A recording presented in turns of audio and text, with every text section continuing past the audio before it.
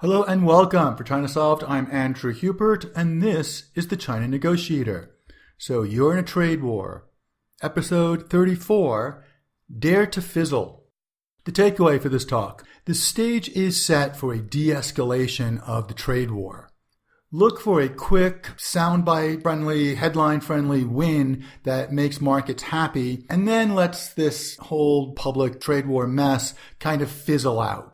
The real conflict will, of course, go on behind the scenes and will probably be going for about a decade at least, but that has very little to do with the trade war that we have found ourselves mired in. Dare to fizzle. Is the U.S. going to win the trade war but lose the trade peace? What happens when long-term problems meet the continuous news cycle and the changing faces in the lineup? Let's take a look at each one of those in a little bit more detail. Will we win the trade war but lose the trade peace? This is my fear. I'm afraid that we are going to declare total unconditional victory the first time we see anything that looks halfway like a settlement. I think this is probably going to get kicked into the back rooms where professional staffers are going to return to some version of business as usual. And that has not served the U.S. or the West very well. But my suspicion is we're headed for backroom 2.0, where we have slightly different approaches, but it's the same basic process.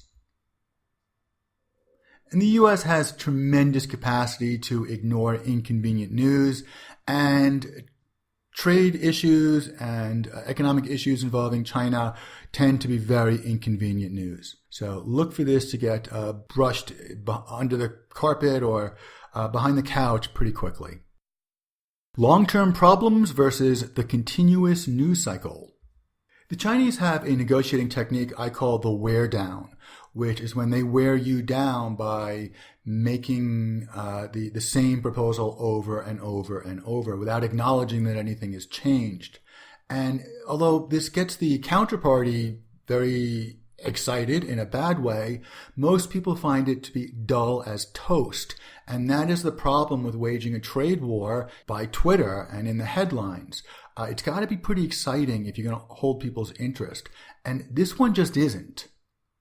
The other problem is that to make this sound more exciting, either Washington or the cable news people, I'm not sure who, but someone packaged this as one giant flaming ball of crisis, when in fact we were really looking at 5 or 6 different issues.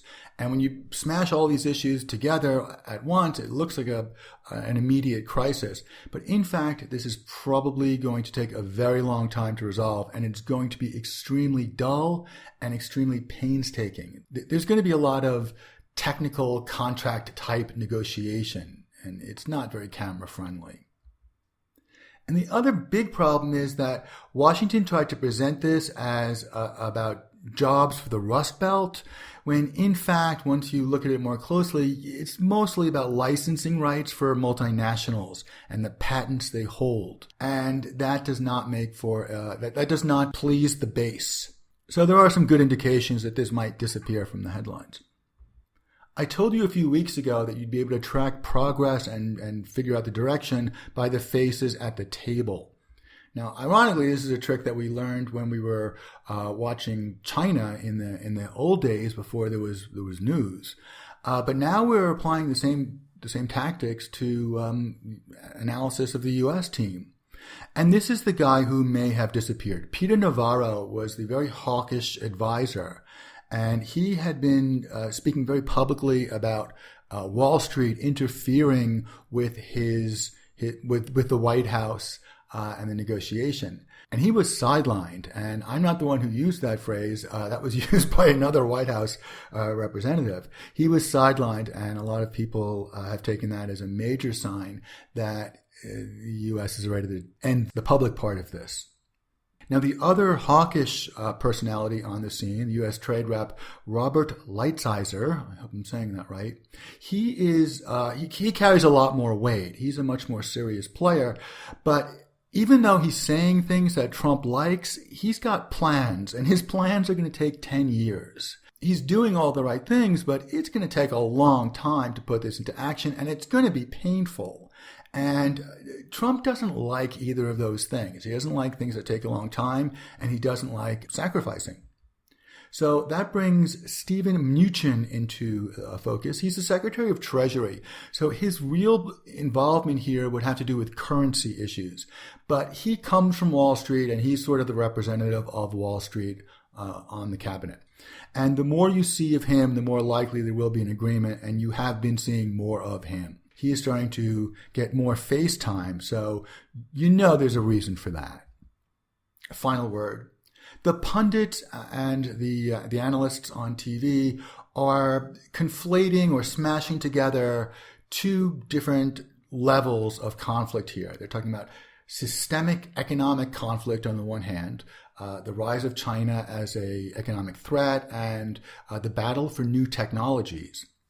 And they're putting that in the same category with these headline-grabbing tariffs, which are probably not going to be terribly useful as policy tools in the medium term.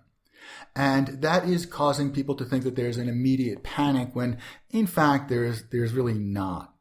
Now, this has run its course in the news cycles as far as Washington is concerned. So I'd be looking for a short-term, face-saving patch-up, especially around the time of the G20 meeting at the end of November in Argentina, when Xi Jinping and Donald Trump are going to meet face-to-face and probably say something really bland and boring like agreement is better than disagreement, or things that help people are better than things that hurt people. And at that point, Wall Street should be happy and the markets will go up and everyone will declare victory and go home. Now, behind the scenes, the conflict is going to go on for a decade or more. And it's probably going to play out in ways that have nothing at all to do with today's mishmash of complaints and issues and demands. We'll be following this conflict more closely, but in the short term, I would expect the headlines to move on to something more exciting. Thanks very much. If you want to read more about conflict with Chinese counterparties and how to deal with it, my book, The Fragile Bridge, is available on Amazon. Thanks again. I will talk to you again soon.